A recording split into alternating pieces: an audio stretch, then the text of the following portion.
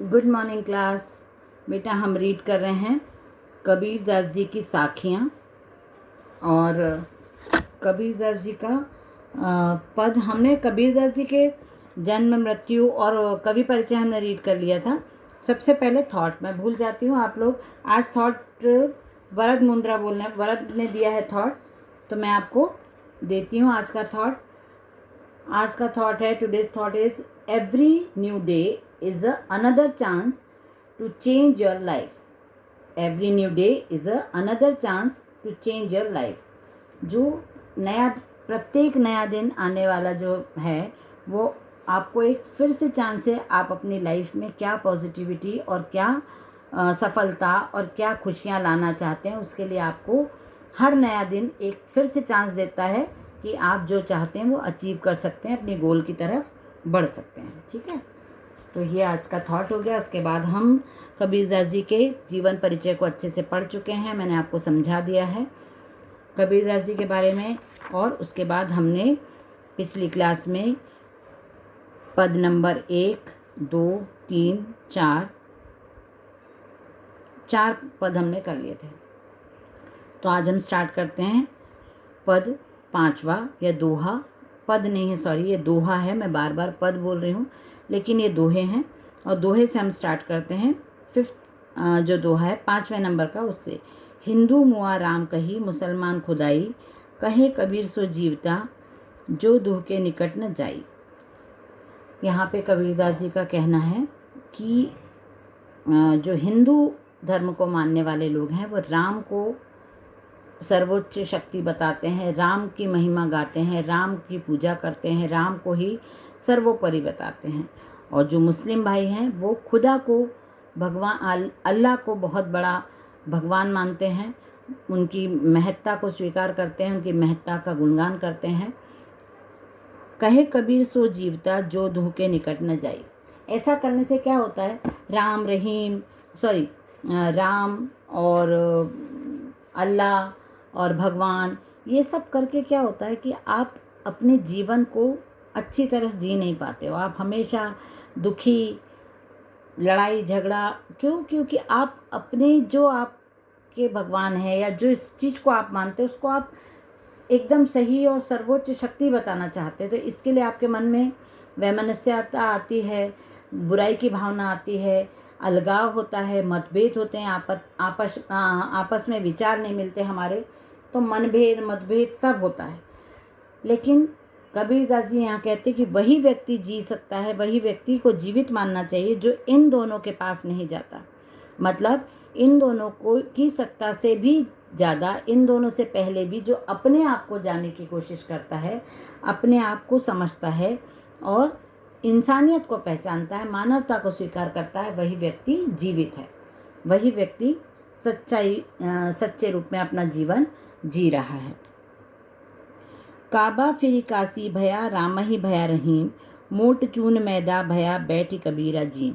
जब जो आपको PDF सेंड किया गया है उसमें जब चैप्टर आप ओपन करते हो तो उस चैप्टर में शायद लास्ट पेज पर शब्दार्थ भी दिए हैं, तो आप 1-2 बार शब्दार्थ पढ़ोगे तो आपको दोहा जल्दी समझ में आ जाएगा, इजीली समझ में आएगा। तो यहाँ पे काबा मतलब होता है जो मक्का मदीना मुस्लिम्स का जो तीर्थ स्थल होता है वो उसको काबा बोलते हैं, काबा। और काशी मतलब हमारे जो तीर्थ स्थल हैं, हमारे तीर्थ स्थल है ना, काशी विश्वनाथ धाम, केदारनाथ, बद्रीनाथ, द्वारकापुरी और जो जगन्नाथपुरी है, और जो हमारे अलग अलग 4 दिशाओं में 4 हमारे तीर्थ हैं, वैष्णो देवी, ऐसी जो पवित्र जगह हैं जहाँ हम एक बार ज़रूर जाना चाहते हैं अपने जीवन में, वो हमारे, उसको यहाँ पे उन्होंने लिखा है काशी और काबा। काबा मुस्लिम्स का धर्म स्थल है और काशी हमारा धर्म स्थल है। राम ही भया रहीम, है ना, राम मतलब भगवान और रहीम मतलब मुस्लिम्स के भगवान। मोट चून मैदा भया, मोट चून मतलब मोट मतलब मोटा, चून मतलब आटा, मैदा भया, मैदा आप जानते हो। बैठ कबीरा जीम, जीम मतलब यहाँ पे खाना खाना। अब मैं इसका अर्थ बताती हूँ। कबीरदास जी कहते हैं कि काबा और काशी दोनों धार्मिक स्थल है और दोनों ही एक हैं। राम ही भया रहीम, राम और रहीम भी एक ही हैं। मोट चून मैदा भया, मोटे चूने से ही, मोटे आटे से ही मैदा बनता है। और बैठ कबीरा जीम, मतलब यदि आप ऐसा मान लो संसार में, मतलब आप हिंदू मुस्लिम को एक मानो, राम रहीम को एक मानो, एकता पे बल दिया है यहाँ पे कबीर ने कि सब कुछ एक है, काबा काशी एक है, राम रहीम एक है, क्योंकि वो सब कुछ एक ही प्रकार की हमको शिक्षा देते हैं। और ऐसा करने से आप यदि ऐसा मानते हो, सबको एक मानते हो, कि आपकी भावनाओं में समानता आती है, आपके विचारों में समानता रहेगी। और आपको ये जान लेना बहुत ज़रूरी है कि मोटे आटे से ही मैदा बनता है और मैदे से ही हमको मोटा आटा, यदि आप मैदे को छानोगे तो जो ऊपर बचेगा वो मोटे आटे के रूप में यूज़ होगा। मतलब एकता पे बल दिया है कि आप अलग अलग करोगे तो आप दुखी रहोगे, आप डिफरेंस करोगे तो आप असंतुष्ट रहोगे, दुखी रहोगे।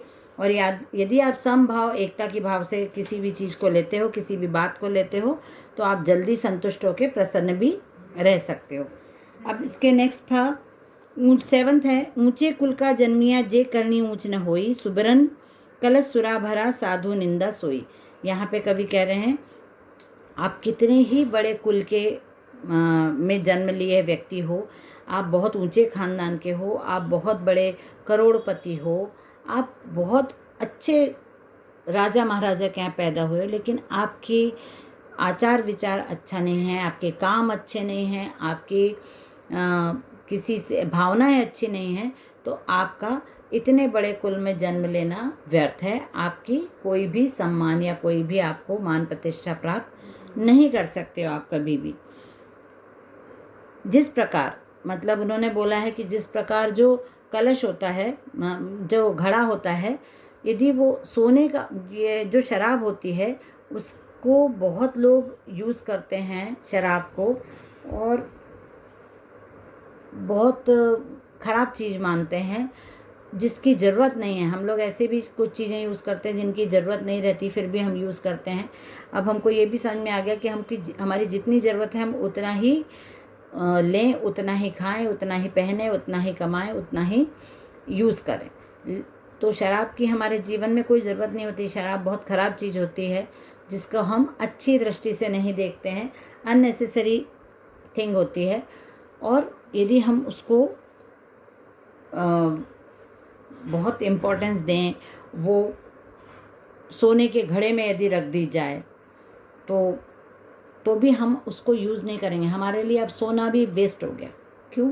क्योंकि वो शराब के साथ में रखा गया है, शराब उसमें भर दी गई है, सोने के घड़े में, सोने के पॉट में, गोल्ड के बर्तन में शराब भर दी गई। क्योंकि हमारे लिए शराब बहुत ख़राब चीज़ है, तो हम उस गोल्ड के पॉट को भी हाथ नहीं लगाएंगे। अब हमारे लिए वो गोल्ड का पॉट भी क्या हो गया? ख़राब हो गया है। क्यों? क्योंकि उसका प्रकृति कैसी हो गई है? शराब की जैसी। गोल्ड हमारे लिए बहुत महत्वपूर्ण होता है, लेकिन क्योंकि उसमें शराब भर दी गई है गोल्ड पॉट में, तो अब वो गोल्ड पॉट भी हमारे लिए यूज़लेस हो गया है। इसी प्रकार यदि आप बहुत बड़े खानदान के व्यक्ति हैं, बहुत बड़े जन्म कुल में आपने जन्म लिया है, बहुत बिजनेसमैन, और बहुत आप कैसे भी गाड़ी चला रहे हो, कैसे, लेकिन आपके जो पेरेंट्स हैं उनकी वजह से आप जाने जाओगे, लेकिन आपके कुछ पर्सनल, आपके कुछ इमेज खुद की नहीं बन पाएगी। यदि आप बहुत बड़े कुल में जन्म लेने के बाद अच्छा आचरण करते हैं, अच्छे काम करते हैं, तो आपके काम से ही आपकी पहचान होती है। काम से ही लोग आपको जानते पहचानते हैं, काम से ही जानते हैं। यदि आप अच्छा काम करेंगे तो आप मान सम्मान, पद प्रतिष्ठा सब प्राप्त कर सकते हैं। ये हमारा यहाँ पे ख़त्म हो जाता है। जो साखियाँ हैं, कबीरदास जी का साखियाँ यहाँ पे ख़त्म होता है। और उसके बाद अभी हम नेक्स्ट क्लास में रीड करेंगे। हम नेक्स्ट मंडे आपकी क्लास रहेगी, तो मंडे को हम रीड करेंगे ये सबद। ये पद हैं, 2 पद हैं। इसमें भी उन्होंने, कबीरदास जी ने जो उनका लेखन का, रचना करने का तरीका है, उनका यही है कि भगवान को सर्वशक्तिमान मानो और सब जगह व्याप्त हैं, ऐसा मान के उन्होंने ये 2 पद लिखे जिनको हम करेंगे। और अभी मैं आपको इसमें से 3 पद के वो भेजूंगी, संदर्भ प्रसंग व्याख्या। तो प्रसंग तो आपका बार बार थोड़ा थोड़ा चेंज हो जाएगा। इस पद में क्या बोला है, जैसे मैं आपको भेजूंगी हस्ती चढ़ी ज्ञान को, यह वाला भेजूंगी एक तो, पखा पखी के कारण और ऊंचे कुल का जन्मिया। यदि ये 3 भेजती हूँ तो इनका संदर्भ तीनों का एक होगा। प्रस्तुत पद्यांश हमारी पाठ्य पुस्तक से क्षितिज से लिया गया है और इसके पाठ का नाम है साखियाँ, जो काव्यखंड से लिया गया है और इसके रचयिता हैं, कवि हैं श्री कबीरदास जी। ये आपका हो गया संदर्भ। देन प्रसंग में आप लिखोगे कि प्रसंग में आपको लिखना है कि प्रस्तुत पद में क्या बताया गया है। तो यदि आप हस्ती वाला लिख रहे हो तो ज्ञान की सर्वोच्च शक्ति को बताया है यहाँ पे कवि ने, कि उन्होंने बोला है कि यदि आपको ज्ञान प्राप्त करना है तो आप किसी की फिक्र किए बिना, किसी को भी ध्यान दिए बिना अपने लक्ष्य तक पहुँच सकते हो। यदि एकाग्रता, यहाँ पे आप लिख सकते हो कि एकाग्रता को बल दिया है। पखा पखी के कार्य, इसमें उन्होंने बताया है कि पक्ष और आप निरपक्ष होके निस्वार्थ भाव से भगवान को प्राप्त कर सकते हो, वही संत व्यक्ति बन सकते हो। तीसरा है ऊंचे कुल का जन्मिया। अब जो भी मैं देखूंगी उसमें प्रसंग थोड़ा सा आपको चेंज करना है, संदर्भ आपका वही रहेगा। ऊंचे कुल का जन्मिया, आपका कर्म ही आपके व्यक्तित्व की पहचान होता है, ये इस पद में बताया गया है। तो ऐसा आपको ये लिख लेना है। कॉपी का नोटिस आपको आ चुका है कॉपी चेकिंग का, तो आपको कॉपी चेकिंग के लिए देना है। कॉपी आपकी क्लीन, नीट एंड क्लीन होनी चाहिए। यदि आप कॉपी नहीं लिख सकते हैं, कोई प्रॉब्लम है, तो नोट्स के रूप में आप प्रिंट आउट भी सबमिट कर सकते हैं। आप उस चैप्टर का प्रिंट आउट निकालिए, उसको कवर करिए, उस पर भी हेडिंग, नाम, क्लास, सब्जेक्ट पूरा प्रॉपर लिखा होना चाहिए। ऐसा नहीं कि आपने वहाँ पे भी काटा पीटी की है। गंदा यदि आप सबमिट करोगे विदाउट कवर आप लेके जाओगे स्कूल में, सबमिट नहीं होगा।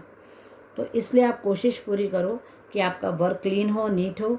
और जो चैप्टर अभी तक आपके हो गए हैं, हमारे 2 चैप्टर हो गए हैं। क्षितिज से हमने 3 चैप्टर कर लिए हैं, 2 बैलों की कथा, वो लासा की ओर और उपभोक्तावाद की संस्कृति। उपभोक्तावाद की संस्कृति के क्वेश्चन आंसर मैंने आपको सेंड नहीं किए, वो सेंड करूँगी। कर दिए हैं मैंने उपभोक्तावाद की संस्कृति के चैप्टर क्वेश्चन आंसर, तो वो उनको आप देख ले, मतलब कंप्लीट कर लेना कॉपी में। और ये आपका हो जाएगा। इसके मैं भेजूँगी साखियाँ के आपको। सबसे पहले वो संदर्भ प्रसंग व्याख्या के लिए 3 पद, तो 3 पद बहुत हो जाएंगे। 3 पद आप कॉपी में लिख लेना, वही से एग्ज़ाम के लिए प्रिपेयर कर लेना उसको। और उपभोक्तावाद की संस्कृति के क्वेश्चन आंसर मैंने सेंड किए कि नहीं, ये मैं देख लेती हूँ एक बार, शायद आपको दिए हैं।